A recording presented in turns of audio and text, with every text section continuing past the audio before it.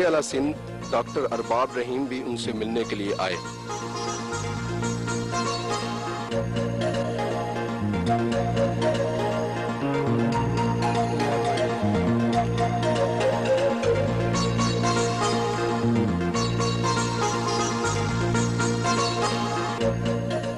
Doctor ارباب رحیم نے اس موقع پر تحائف پیش کیے۔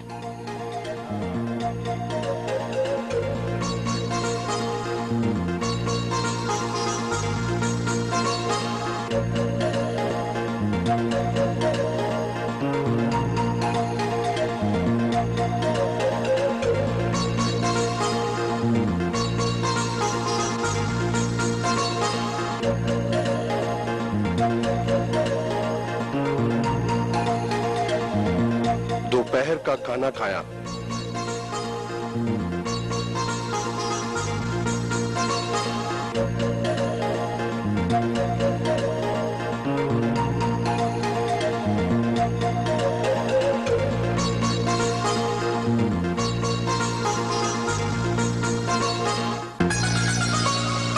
اختلافات کی نوعیت کیا ہے؟ میرے اختلافات کی نوعیت اس کی بدنیتی ہے۔ اصل میں جو مسلم لیگ تھی اس کو مسلم لیگ میں شامل ہی نہیں کیا، جو نان مسلم لیگر تھے وہ سارے اس میں ڈال دیے، تو ہم نے کہا چلو بھائی، اور ہم نے تو پہلے پبلکلی کہا تھا کہ ان کی نیت ٹھیک نہیں ہے۔ کیا صلح ہو سکتی ہے؟ نہیں۔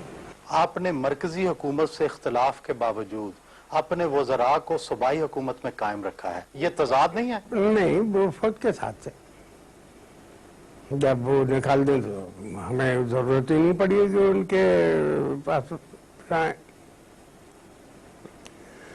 اور یہ جو گورنمنٹ ہے اگر ہم چھوڑ دیں تو گر جائے گی، ہم ساتھ رہیں گے۔ فوج سے تعلق کے دعووں کے باوجود آپ کی جنرل مشرف سے جنرل ضیاء الحق جیسی دوستی نہیں ہو سکی، اس کی کیا خاص وجہ ہے؟ ہم دو مختلف قسم کے آدمی ہیں۔ آپ کی شخصیت اور سیاست میں کافی سنجیدگی ہے، لیکن آپ کے بیانات کافی مزاحیہ ہوتے ہیں، اس تضاد کی وجہ کیا ہے؟ آدمی رونا پیٹنا سن کے تھک گئے ہیں، ان کو لڑانا اور پٹانا نہیں ہے،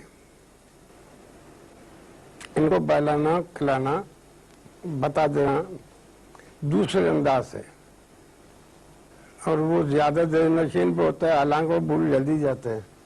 آپ کی بعض سیاسی ٹرمیں بڑی دلچسپ تھیں اور بڑی مشہور ہوئیں، جیسے ریگستانی کبا اور بلی چوہے کا کھیل۔ کیا آپ بڑی سوچ سمجھ کر یہ اصلاحات بناتے ہیں؟ بھئی یہ کچھ سینگس ہیں، بلی چوہے کا کھیل، ریگستانی کبے کو چھوڑ دیں، اب وہ الوین ہو گیا ہے۔ ضیاء الحق صاحب ہم سیاستدانوں سے کھیلتے تھے تو ہم چوہے تھے، وہ بلا تھا۔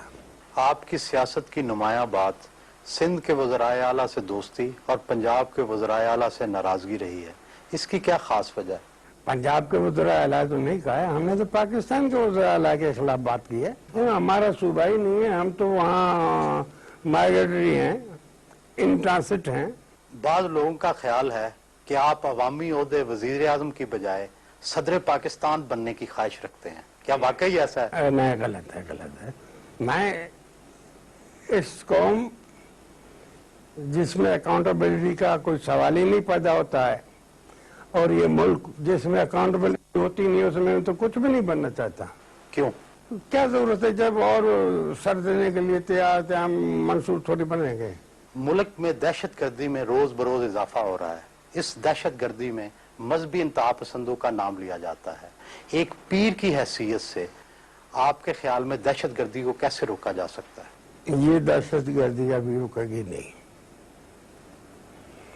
تا وقت کہ اس کو اسی لائن پر فکس کیا جائے اور آخری دہشت گرد تک ختم کیا جائے۔ آپ اس دہشت گردی کے خلاف جنگ میں حصہ لینے کے لیے تیار ہیں؟ ہم اپنی طرف سے تو لیتے ہیں، بولتے ہیں، کرتے ہیں۔ صوبہ سرحد اور صوبہ سندھ میں کالا باغ ڈیم کی بہت مخالفت ہو رہی ہے، آپ کی اس ڈیم کے حوالے سے کیا رائے ہے؟ ہم نہ بنا سکتے ہیں نہ بنوا سکتے ہیں، فرنٹیئر ڈوبنے کے لیے تیار نہیں ہے۔ اگر بنا سکتے ہو بناؤ، کیوں روکیں آپ کو؟ क्या पाकिस्तान को अपनी फौज इराक भिजवानी चाहिए? मुसलमान मुल्क की नीयत साफ है, मुसलमान मददगार हो सकता है, दुश्मन तो नहीं होगा, और हम वैसे ही तंगदस्त से गुजर रहे हैं तो कुछ पैसा भी मिल जाएगा। आम तस्वुर है कि सिंध और पंजाब के पीर औरतों की आज़ादी के खिलाफ हैं।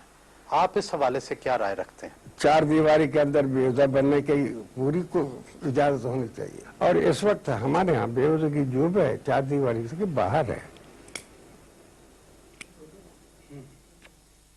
आप अवामी सियासत में क्यों हिस्सा नहीं लेते? अवामी सियासत होती है झूठ बोलना और आदमी को वो बातें कहना जो हो नहीं सकती, तो मुझे नहीं। पाकिस्तान के आगाज ही से सूबाई खुद मुख्तारी का मसला बहुत अहम रहा है। आप इस हवाले से क्या राय देंगे?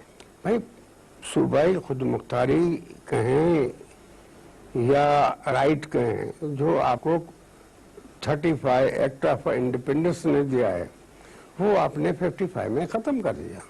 1973 का आइन आपको काबिल कबूल नहीं है? इसमें राइट सारे सल्ब कर लिए फ्रांसिस के। लेकिन ये तो इत्तफाक राय से बनाया गया था। इत्तफाक राय हमने नहीं किया था।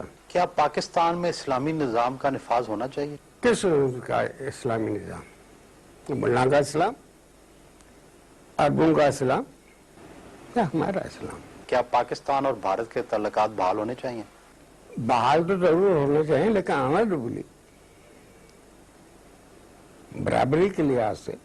1977 के बाद आपने किसी भी तहरीक में सरगर्मी से हिस्सा नहीं लिया।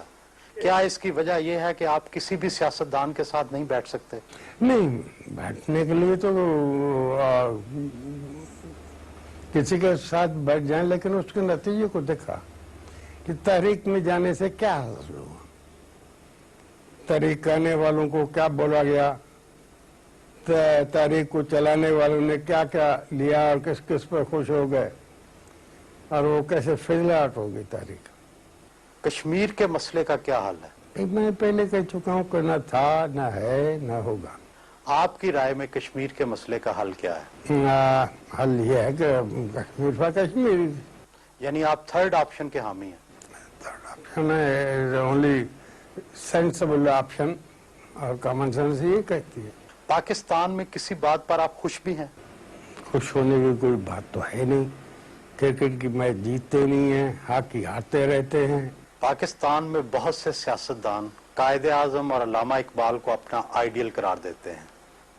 आपका आइडियल कौन है?